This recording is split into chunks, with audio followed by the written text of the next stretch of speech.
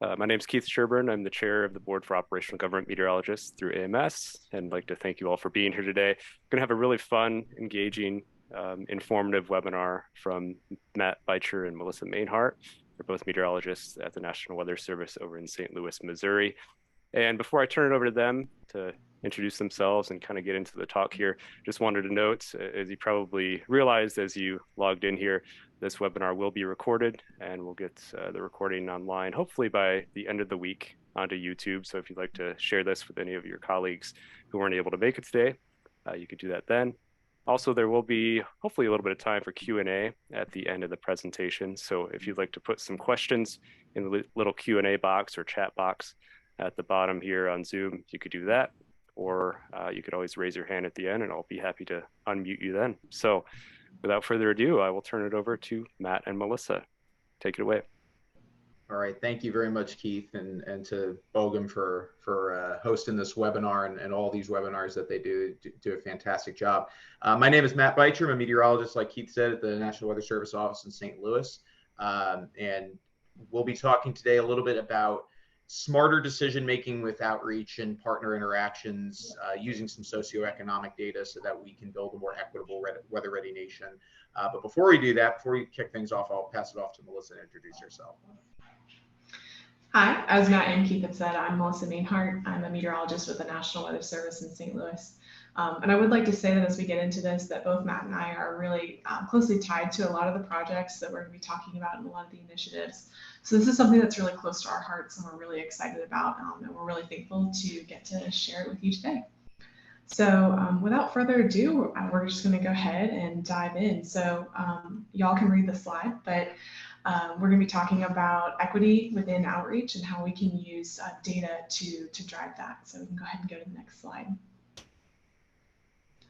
All right, so think back with me, folks, to before the pandemic. I know you have to reach real far back, but remember that before we had that COVID-19 pandemic, we were doing at the National Weather Service a bunch of outdoor activities and activities outside of our office. We were going to STEM nights and career fairs, weather radio programming events, office tours. We were engaging with our partners and the community, both in and outside of our office, and getting our names into the community and building relationships that we were able to call upon during impactful weather.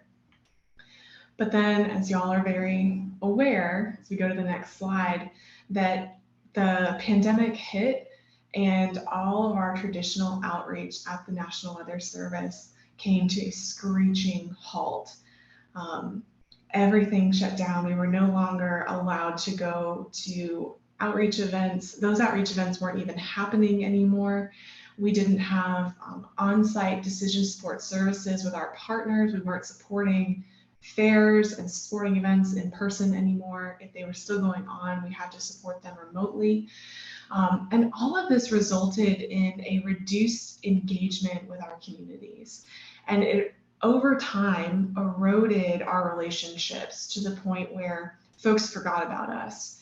When we started to kick back up into outdoor events happening again and going into outreach events at the end of the pandemic or nearer towards the end of the pandemic, folks just forgot of what we could offer them in terms of weather support and weather safety. So we really saw the erosion of those relationships happening, and we saw them happening in real time as well. So as we go to the next slide, I'll tell you a little bit about what we're going to do about that. So as the pandemic stretched from that initial 2 weeks, we thought we were going to be in the clear, but that began to build and build into weeks and months where we were just sitting around doing the forecast and twiddling our thumbs. We had nothing else that we were able to do. Staffing was reduced in our offices, everyone was at home, and we were sitting and watching these relationships with our partners and the public deteriorate. And as those weeks turned into months, we realized that waiting it out was a poor strategy for building a weather-ready nation, that we would come back from the pandemic and not have these relationships anymore, and we would have erased 10 to 15 years worth of efforts. So, when we go out into these communities, what we were doing beforehand, we were going and meeting people where they were. We were going to their events and working with them to talk about weather safety and to build up a weather-ready nation. So once everything shut down with the pandemic, we did basically the same thing. We went virtual. We said, okay, where are people? Our people are on Zoom, they're on Google Meets, they are online. So how can we meet them online and still have that face-to-face or at least message-to-message communication to sustain those relationships that we had? So we were able to do that with two programs, with the virtual school outreach program and then with the Weather Ready Nation Ambassador program.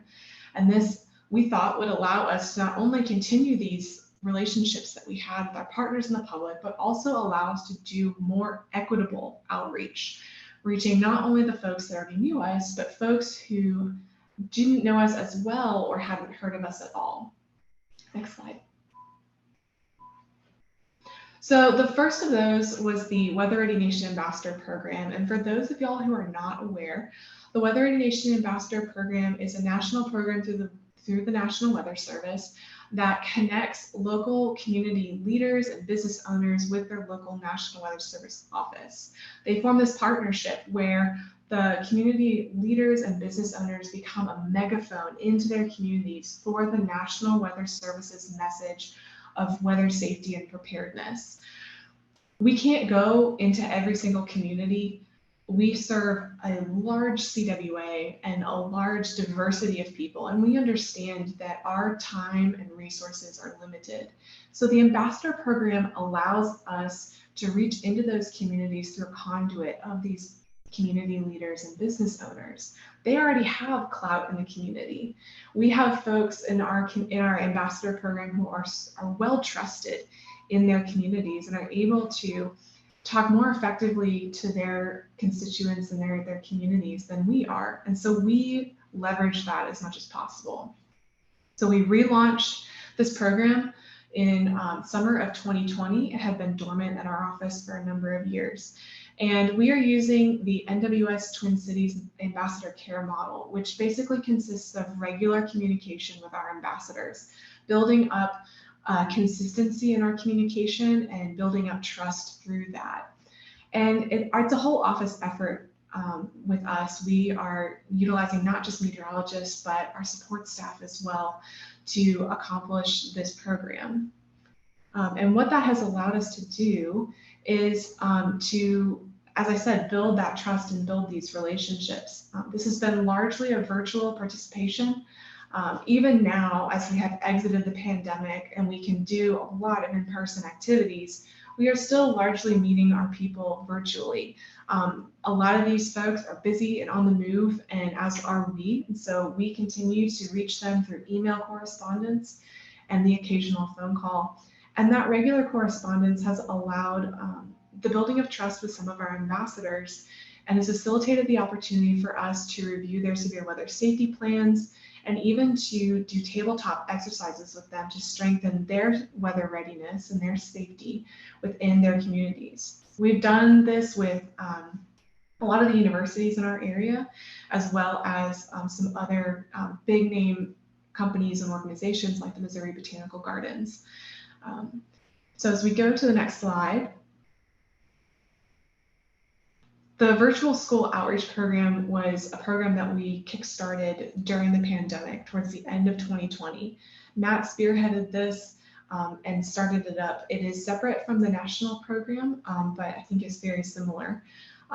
We were, when we stopped going out into the community during the pandemic and when we weren't able to go and meet people, especially when we weren't able to go and meet children, we really lost our fastest way into communities.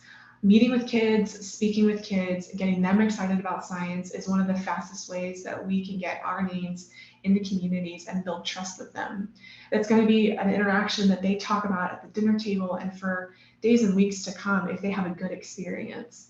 And that can be a way that we build trust with people. So when we lost that with the pandemic, we started thinking about how we could offer a similar experience. And so Matt designed up this virtual school outreach program where we met with classrooms virtually. As you can see in this picture, even during the height of the pandemic when kids were masked and socially distanced or even at home, we could go and talk to them for an hour about science and weather and get their minds off of something scary and hard that was happening.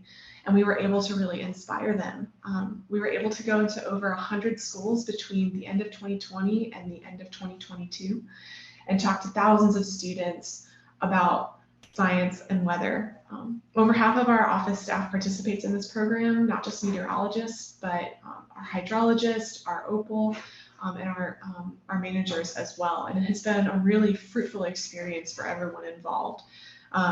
Teachers, students, and our staff have just loved being a part of the program. And we thought that this was a great way to smooth the playing field in terms of equity within our outreach, right? Because everyone was online. Everyone was having to do virtual school regardless of their socioeconomic status. So we did it, right? This is great. You haven't heard from Matt and the presentation is over. We accomplished our mission, but that's not what happened. We didn't accomplish the mission. We did not succeed in leveling the playing field. If anything, we made it more uneven. We were honestly pretty pleased with ourselves when we had started up this program and we're reaching all of these schools. We were looking at the numbers, just the sheer numbers of what we had done, and we were pretty pleased. So we wanted to map it and show how pleased we were in ourselves and go and do the talking circuit, the conference circuit of like, look what we did, we solved a problem. So we started with the social vulnerability index to plot with our outreach events to compare and show ourselves how good we were. So the social vulnerability index has become really popular. It is a way of measuring a community's vulnerability to external stressors like human-caused disasters, natural disasters, and disease outbreaks. It's provided by the CDC and it's available in GIS, which is how we utilized it. And it takes into account 16 different social factors when determining how vulnerable a community is to external stressors. And with that, I'm going to pass it over to Matt and he can tell you what we found. Thank you very much, Melissa. So like Melissa said, we decided to plot these outreach events, really mainly virtual school presentations, in the lens of vulnerability to see how we were quote unquote leveling the playing field, which we really weren't. And we learned a pretty hard truth, but I'm glad we did learn it. It was that equity doesn't happen organically. And honestly, inequity, the fact that inequity exists, that kind of makes sense, that it doesn't just happen naturally. Equity needs to be a deliberate process or a deliberate effort to achieve. So on the map here, the dots may be a little bit small, but I think the patterns are certainly clear. The green, ignore the background shading of that map, but the green dots represent low vulnerability. So that, again, the scores from 0 to 1, 0 being the lowest vulnerability, 1 being the highest. The dark green represents 0 to 0.25, and then they go up in vulnerability in chunks of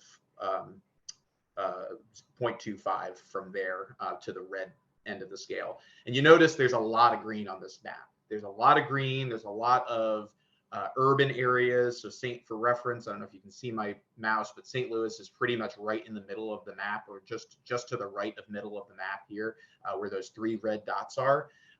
And St. Louis County, which surrounds the city of St. Louis, which is its own county, is this larger, almost this amorphous shape that's around it, that's got a ton of green dots around it or surrounding it. And for those who are not familiar with the St. Louis area, typically the southern and western parts of the St. Louis metro area are the more affluent and less diverse areas, as opposed to North St. Louis City, North St. Louis County, and Metro East, which is in Illinois. Those tend to be a little bit poorer, more racially diverse, or more skewed towards African Americans, people of color, and typically under-resourced and systematically under-resourced. And we realized, after running some of these numbers, that we were giving virtual school talks to roughly roughly 3/4 of the talks we gave were to neighborhoods or communities with SVI values below 0.5, so the lower end of the vulnerability spectrum from this perspective. And then 59% of them, so nearly 6 in 10, were in areas with really low vulnerability, below 0.25, which is honestly unacceptable. That kind of inequity with the Weather Service's push to become a lot more equitable in our service and our outreach is not something that we can stand idly by and watch. And when we take it from a Weather Ready Nation ambassador perspective, the numbers are not much better, maybe slightly better. There's a little more spatial variability. Another thing I'll note is that in the other map, there's not a lot of rural communities. I can go back there for a second. We didn't really hit a lot of rural communities. We had a couple out in East Central Missouri, and one out in South Central Illinois, but really not much at all. So that's another problem and another area of vulnerability that's less discussed, but certainly just as important. Going back to the ambassadors, we had roughly 50%, a little more than 50% of our ambassadors that we had at the time had SVI or were in communities with SVI values of less than 0.5. So Melissa talked about how we use these folks as conduits to the community or megaphones into the community. We are then utilizing these folks to talk to people that already know us, that probably already know about our services. And if we zoom in and that pop up there on the St. Louis Metro, there's only 2 or 3 in the city proper, and the rest of them are surrounded through are in St. Louis County, which is again a little bit more affluent, except for the northern portion of St. Louis County itself, near Jennings and Spanish Lake.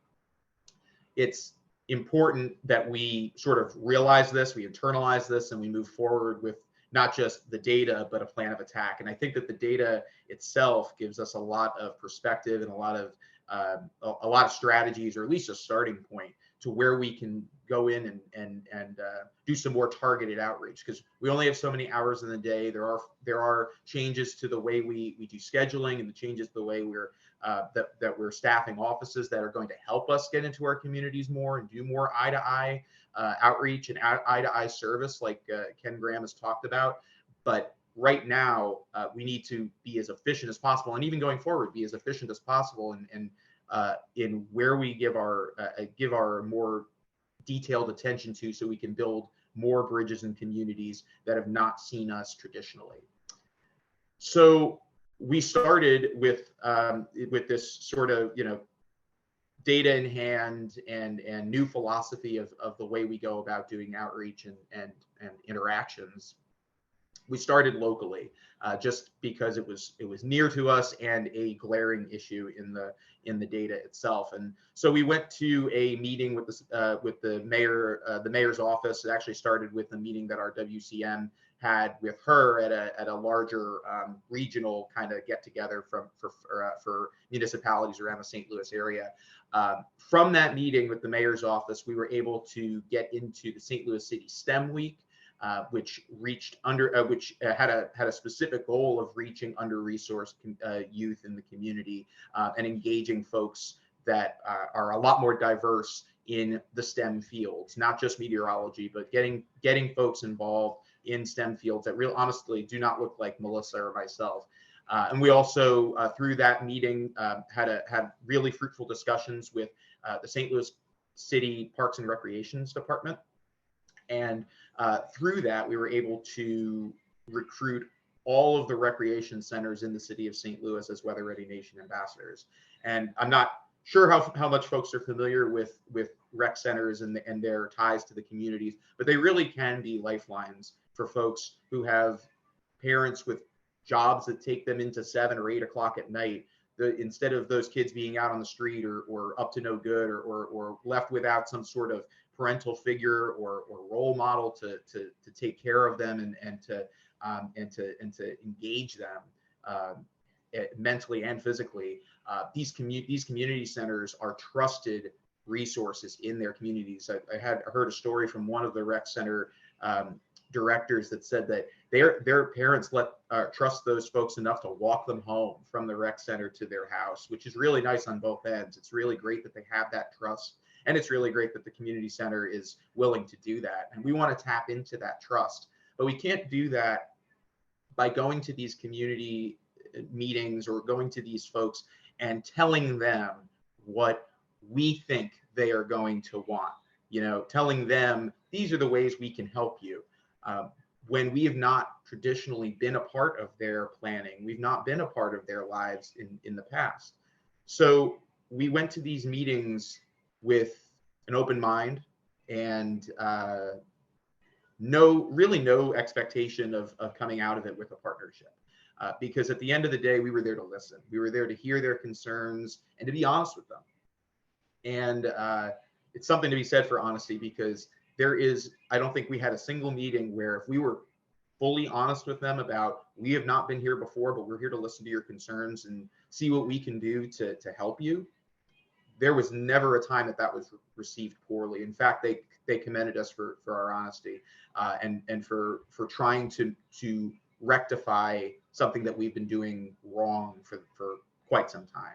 Another thing that we're trying to get more involved with is the YMCA centers across the St. Louis region, and we're trying to recruit them as ambassadors. St. Louis Public Library is another great one that we're trying to recruit. Those are also great ties to the St. Louis community. But we're also engaging the rest of our staff. As Melissa said earlier, this is a whole office mission, and I think that the shift towards a more equitable weather service is a whole office, a whole region, a whole weather service initiative.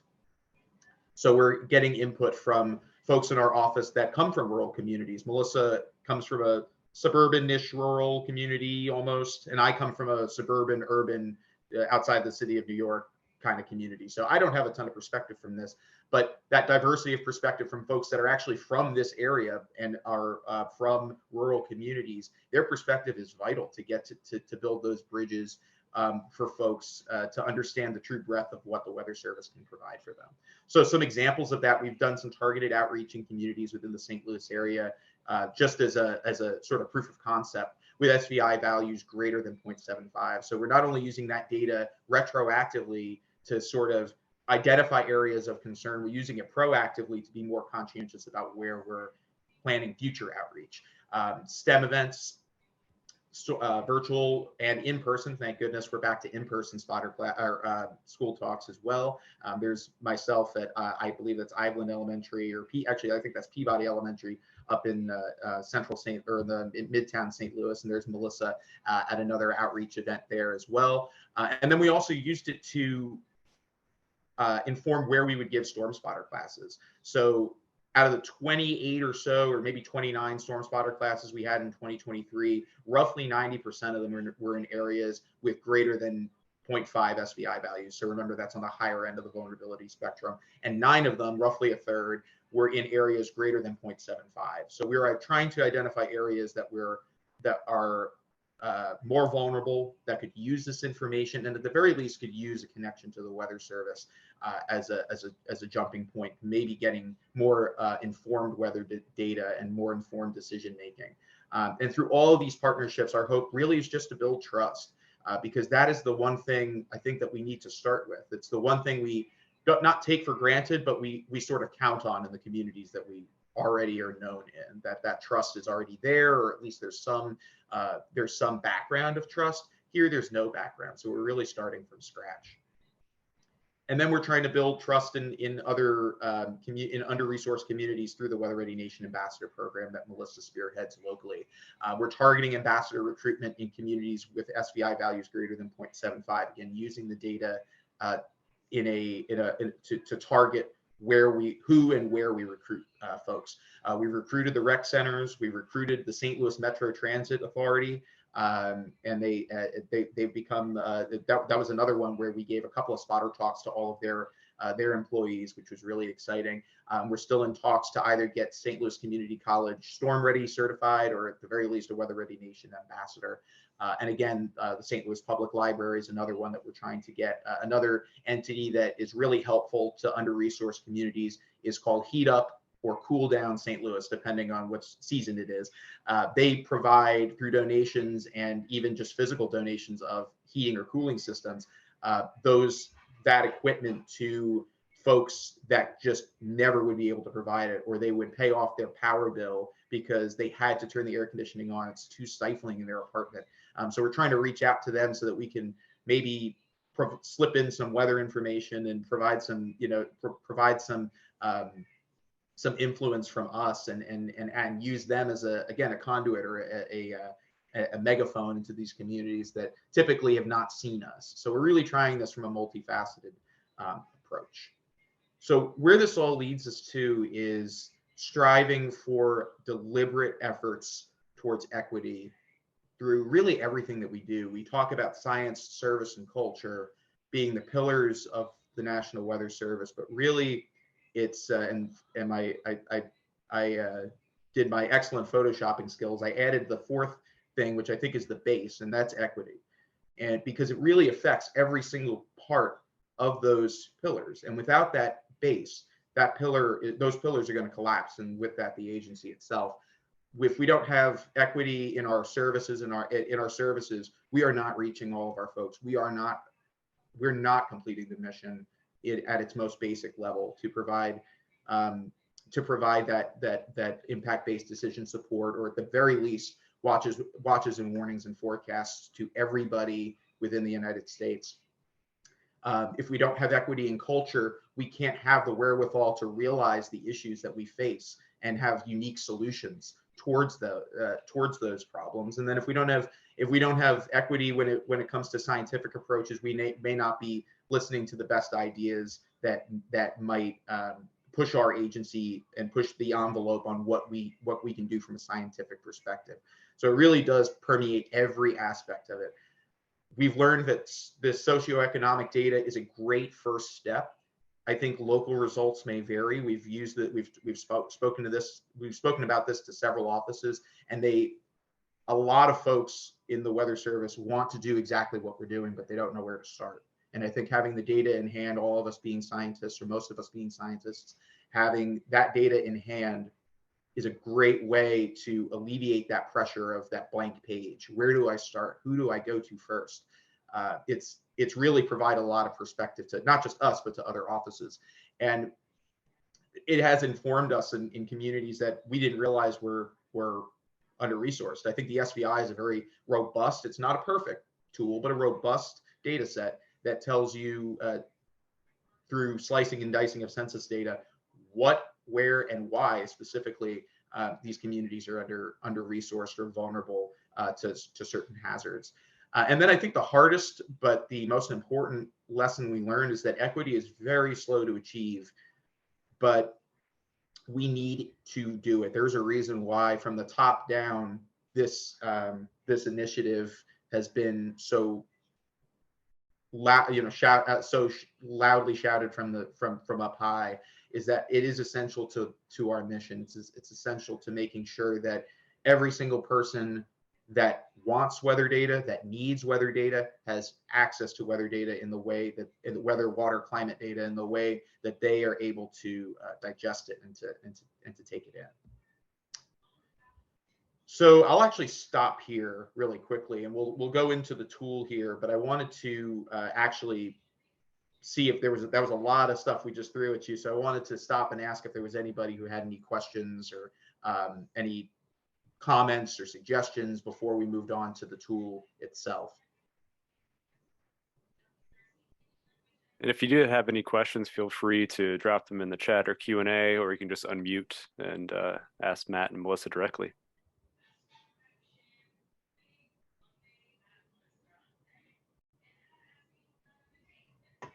Not seeing anything at the moment, Matt. Okay, awesome. So we'll move right on into the tool. I will, where's my mouse? There it is. I will drop in the chat for those who are NOAA employees. They will be able to access this. If you're not a NOAA employee, then you'll just get kind of kicked out. But in the chat there is the link to the tool, so you can play along with me at home if you'd like to.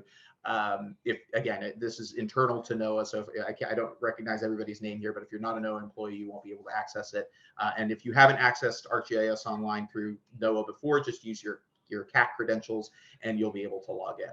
So this is what has become, where it started as a local tool that we used to create, to make those informed decisions. I'm a GIS nerd, so I need the data in front of me. I need it to be interactive. I need, I need that kind of tangible or visible display of things. And I found that I am not alone in that. So this has evolved into what's known as now known as the NWS Social Vulnerability Impact Assessment Tool. I'm trying to come up with a clever acronym for that, but I think I'm sick of acronyms at this point. So the goal of this is to track our outreach in real time and near real time to bring that socioeconomic or vulnerability lens to the partner interactions or the outreach events that we do. This is a screenshot of what it is. If we have a second later on, I'll demonstrate it here, and if my bandwidth will allow me. But essentially what it is it starts off in a national scale. Any entity within the Weather Service can use it. There's built-in capabilities for RFCs, CWSUs, national centers, as well as WFOs to plot the outreach that they do in the communities that they do it. And then it's also sort of instructional or informative too, because if you click on the census tracts, that background is the SVI's overall score. So the lighter shades of like beige or light green or whatever, light yellow, whatever that is, those represent lower vulnerabilities. And then the closer you get to blue, that's the higher vulnerabilities. So when you click on a census tract, I clicked in this example on a census tract in southeast Washington County, Missouri, which is rather rural. Its overall SVI score is a 0.79, so it's pretty high vulnerability. And then it actually breaks it up into different themes. So Melissa talked about those different three themes. From left to right, there's socioeconomic status, household characteristics, percentile for racial and ethnic minority, and then housing type and transportation. And then that fifth one is the overall ranking. And you can see that it's not a very diverse community, but it does have high vulnerability when it comes to household characteristics. So the makeup of a household, whether folks have disabilities, whether folks are retired or older, socioeconomic status, how much money they make and how much their expenses are, housing type, the structures, the type of houses, whether it's sound and resilient, and the available transportation. That's another problem, the availability of mass transit. There's just certainly not really a ton of that in southeast Washington County. So you can learn a little bit more about the communities that you serve at a census level. And you would think that, I've met people that say, I know my communities, it's fine. I've actually met a WCM that used this tool and didn't realize there was a census tract in his community that was vulnerable for X and Y reason. He was surprised by it. So I think everybody can learn something from at least looking at the SVI values, but then plotting your outreach events on here. And to make it as simple as possible, we try to go for the lowest common denominator when it comes to technical ability. We developed a survey 123 that is the same stuff that the damage assessment toolkit uses, same software, to plot those outreach events. So again, I think we'll have plenty of time to do a real life example. But essentially what this will do is you fill out this form, which is, if you've never used Survey 123, think of it like Google Forms, which is a little more intuitive or a little more, I guess, nappy. Like it'll actually connect 10 apps and do stuff. But it's the same goal. And then once they submit it, within roughly 30 seconds, it'll plot on the map itself. So that's pretty much all I have for that overview. I want to thank you all, Melissa. Thank you for help for all the work that you've done on this project with me, and thanks to BOGM for hosting us. There are email addresses there on the screen. We're happy to take any other questions at this time, or if folks are just eager to see what the tool looks like in real life, we can do that too. Awesome. Thank you so much, Matt and Melissa. I should say as well that Matt is a member of BOGM, so I appreciate your service to the board. Any questions for Matt and Melissa? I'll let the audience take first dibs if there are any.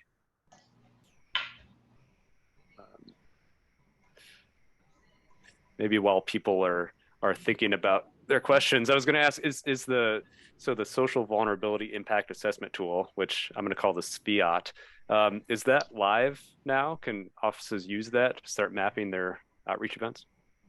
Yes, yep, they can. I'm trying to share that. Oh, there we go. You should now be able to see the tool in real life. So yes, the tool is live. Any office can use it. I'll demonstrate some of the cool features of the tool itself here in a moment here. But yes, the tool is actually, I forgot to mention, a sort of a line item on the service equity action items that was sent out by the Weather Service headquarters. Oh, this was probably about 2 months ago, maybe a little longer than 2 months ago. One of the lines buried, I think it's like line 30 something, is to implement this tool. And they actually provided the name for me. I didn't name it this. So Sviat is very good. I kind of like that.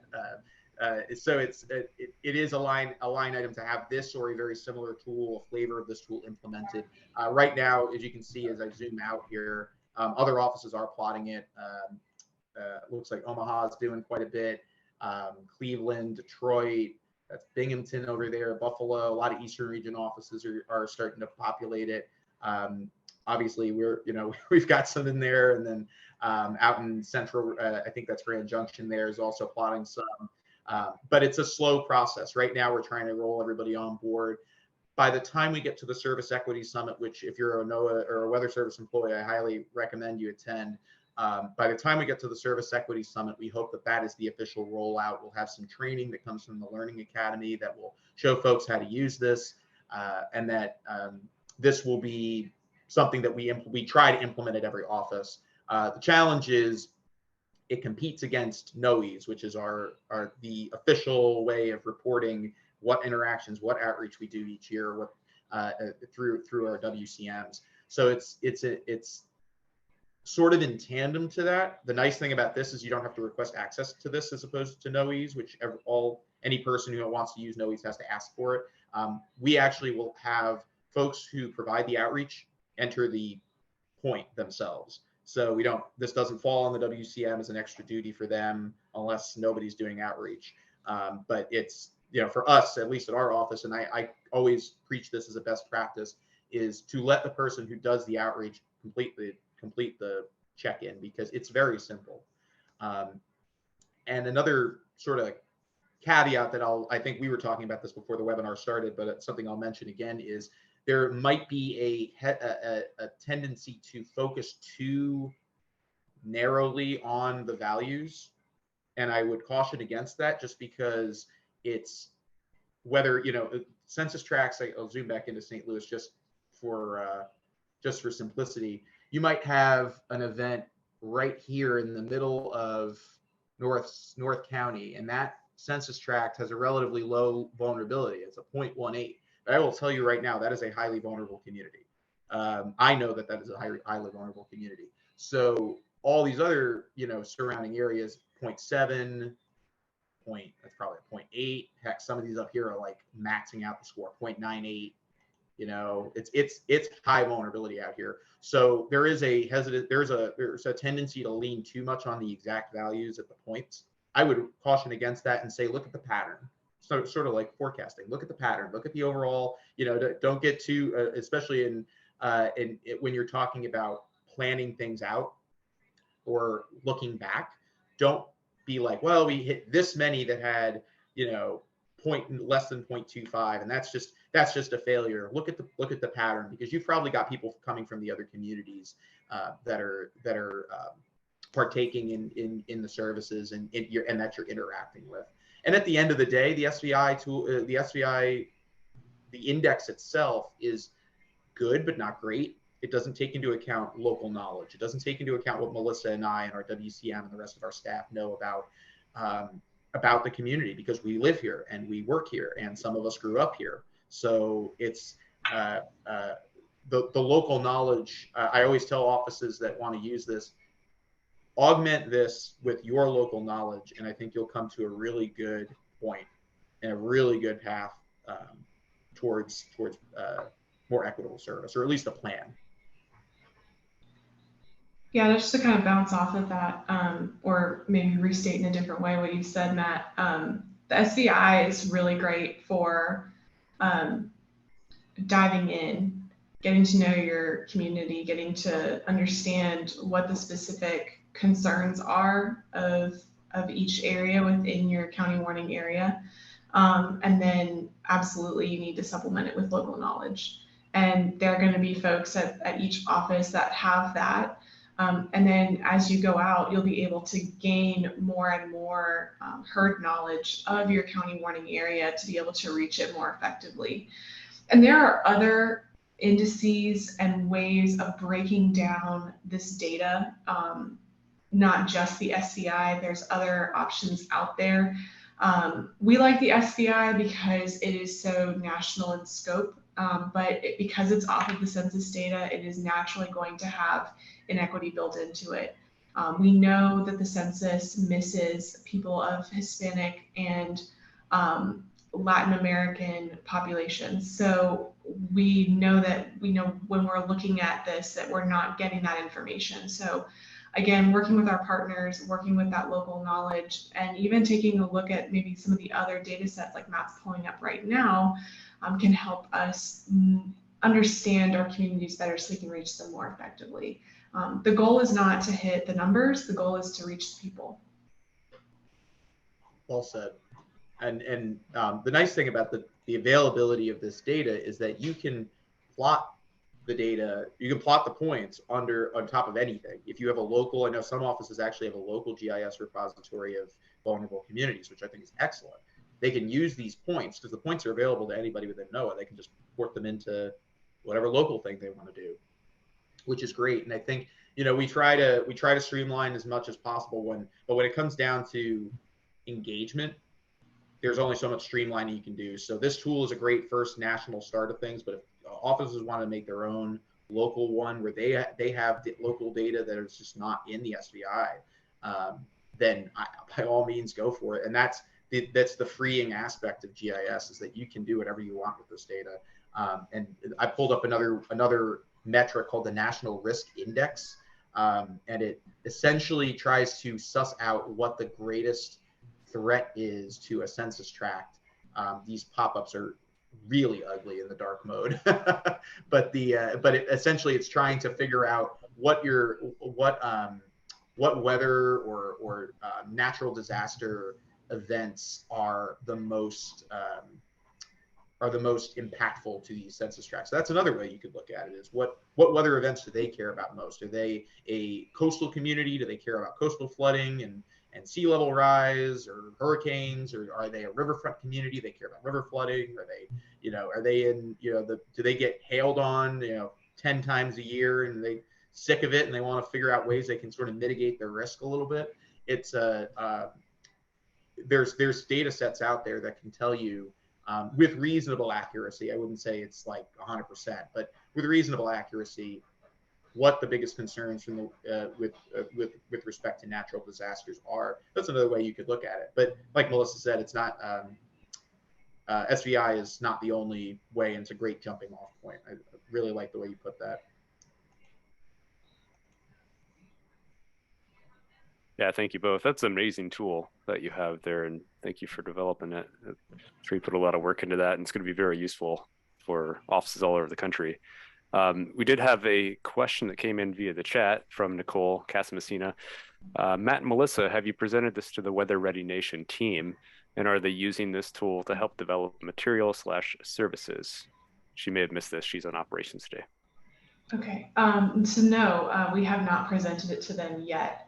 That's actually an area that I had not thought about. So we will definitely look into that. Certainly, I think all aspects of the Weather Service can utilize this data. And so we'll definitely present it to them and give them the option of utilizing it, developing materials and moving forward. So thank you, that's a great idea. Yeah, thank you, Nicole. And I'll show in a second here there is an option to plot your Weather Ready Nation ambassadors too.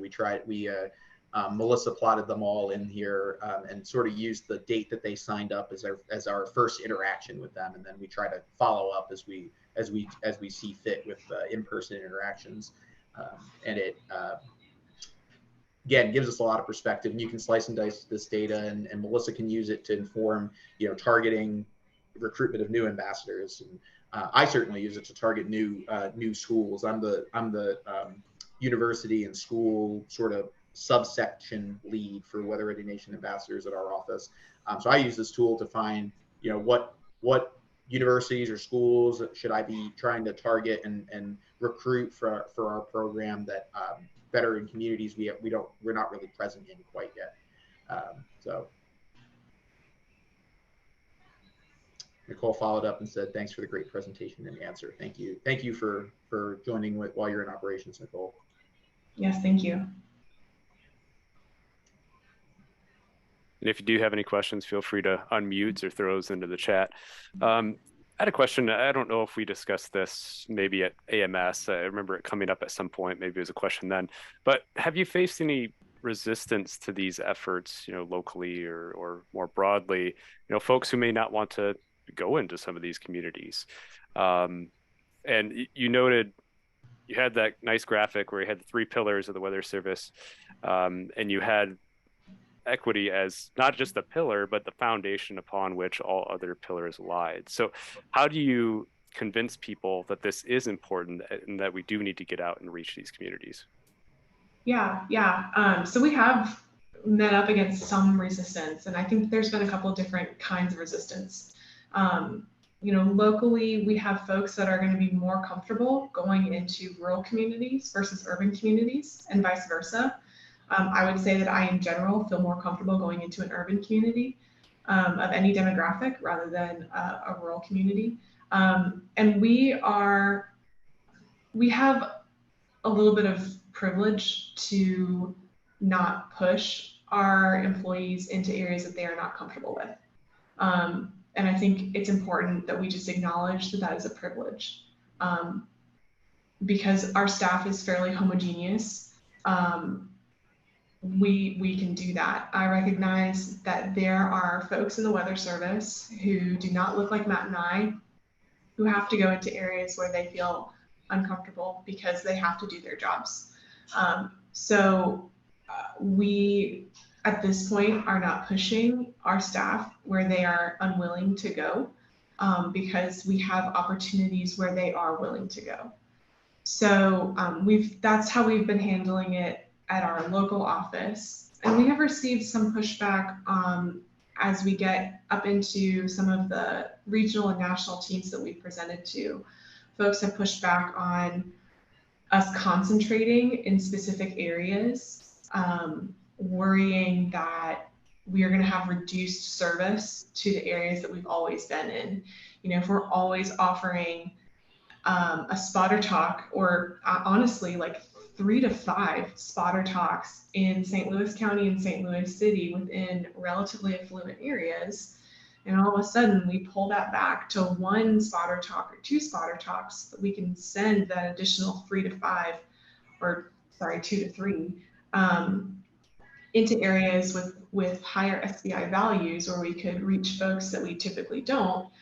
The people that we receive pushback from are concerned, well, what are your partners going to say? Are they going to feel forgotten, left out, like the tides are being reversed against them?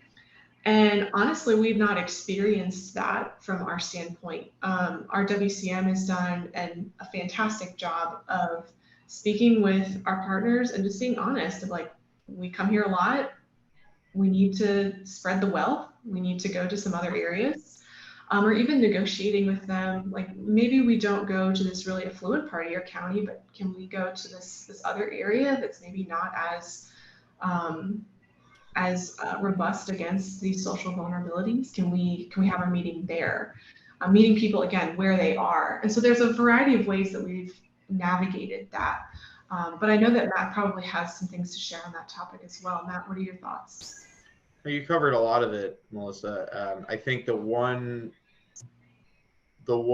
piece of pushback that I was almost not expecting, but in hindsight, I don't know why I wasn't expecting it, was, this isn't my job.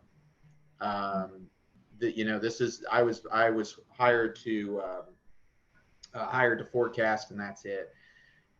But we are now in the paradigm of the Weather Service now is much more ingrained with decision making and public safety than it has ever been, and we are full steam ahead in continuing down that path.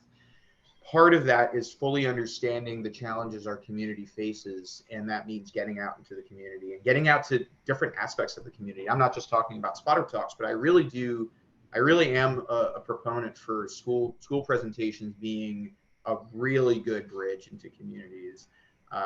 Melissa has heard this story probably numerous times now, and I have trouble keeping it together when I tell it, but I think it illustrates to many why what we do matters, and why the outreach aspect of it is maybe not a core approve over time and no at all means necessary kind of thing, but it is right there because it really is something that is essential to making sure that we are present in the entirety of the United States, in the entirety of the CWA, no matter your vulnerability, no matter your socioeconomic status. I gave a school talk to a group of third graders. This was probably like 6 or 7 months ago, and it was in Midtown St. Louis, or like sort of Midtown South. Not the most under-resourced community, but it's not affluent by any stretch of the imagination. And almost all the kids were African American, and they're piling in. They're really rambunctious. I'm the son of a school teacher, so I know I've seen crowd control at its finest, and I know how to wrangle them. And so they're all sitting down. I'm engaging with a few of them before we started, and this one girl sits right up front and is just staring at me. And so I walk over to her and I say, "Hey, what's going on? How are you?" And the only thing she says to me is, "I'm scared of white people." And how are you supposed to maintain a jovial kind of kid-friendly attitude when you were just told that I'm afraid of you and people that look like you?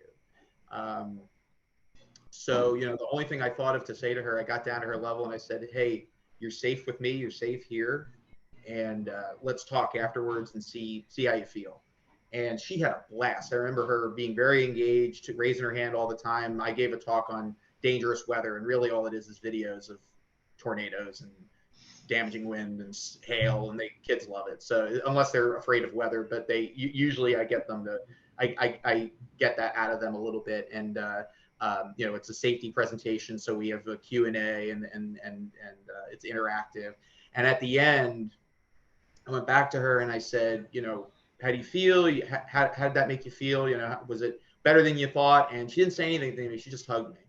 And at that point, it was abundantly clear to me that this is what we do surpasses just the forecasting of weather, water, and climate. It is really community building and trust building to make sure that when those forecasts are issued, the people that we are reaching trust us enough to make those decisions. And little interactions like that can have huge ramifications. They may not manifest for 10 years, 15 years. It may be that person goes into STEM, we may never see that return on investment, but that's still a worthwhile goal to improve the society that we serve and the communities that we serve.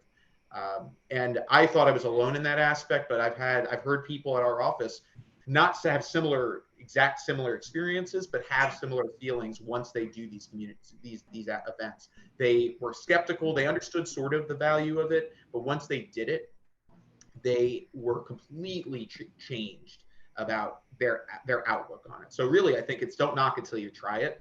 Another thing that I wanted to bounce off of what Melissa said was that we do not push people to go to places they don't want to go, but we're also empowering them if they're just unsure of how to go to those communities. So we've come up with guidance on what to do if you want to go to a spotter or a school talk, but it's in North County and you don't feel comfortable. Bring a buddy. Don't schedule them for 4 o'clock in the afternoon, if you're leaving if you're getting back at 7 or 8, just some common sense tips that folks can use to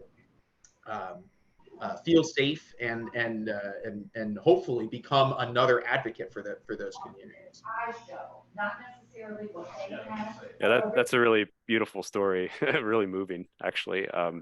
And shows. I think that's the first time I haven't cried when I when I told it. I was sitting over here like, oh man, I gotta keep myself together so I can wrap this up. Because yeah, I felt the tears coming. But no, it's beautiful. It shows the kind of impacts that we could have on people's lives, even beyond what we do day to day in terms of weather forecasts and the products that we produce. So I really appreciate that. And I think that's a pretty good spot to end. We have a couple minutes left though, and I do want to let you both have the final word here. So are there any final takeaways that you want the audience here or folks watching after the fact to come away from with this? For me, I think that we've sort of established the importance of getting into communities. I think it's been well documented. Getting into communities that we don't typically reach is important. But the question is, where do we take? What step do we take, and in which direction do we take it? Where do we start in something that is seemingly just this pervasive problem that we have? And it's not a. I was telling somebody this recently. It's not a goal to achieve. It's a mindset we have to achieve. It's not, there is not going to be a finish line. There's not going to be okay, we're wrapping up service equity project, it's over. It's a shift of the way we think and a shift of the way that we operate. So if you embrace that mindset and just come at it from that more holistic perspective of it's not going to be, there aren't going to be end goals. There are going to be goals. There are going to be ways of measuring success. Maybe providing more DSS in inner cities or doing school talks in rural communities. And there are ways of measuring that. But at times it might feel slow and stagnant. But that is even little wins like, getting a Weather Ready Nation ambassador in Pike County, Missouri, which right now we have no outreach events logged at all in Pike County, Missouri. That's a win. It's the small wins that build up to a more equitable and stronger Weather Ready Nations. So my final thoughts are words of encouragement for you folks in the field and at all levels within the Weather Service who are looking at this and thinking, I want to do it. We're flying in the face of 400 years of systemic inequality, and we're trying to shift that. It's going to take some time, and we're not the bullet. We're not the silver bullet. We are not going to fix it, but we can make small changes under our sphere of influence, but be patient. It is going to take a long time to grow trust in these communities that we have historically ignored. So take your wins and don't lose heart when you don't get emails responded to, you can't get people on the phone, no one comes to your spotter talk in that area that is historically under-resourced. Don't lose heart, don't give up on those communities. It's going to take some time and we need to be steady with them. Yeah, very well said. Thank you, Melissa. Thank you, Matt. Really appreciate you taking the time out to discuss your work and to hopefully inspire everyone who is here and beyond. So thanks again. And like I said, I'll try to get the recording up on YouTube by the end of the week so we can all share with our colleagues. And we'll see you around. See you next time. So take care. Thanks, Keith. Bye, everybody. Thanks, Keith. Bye, y'all.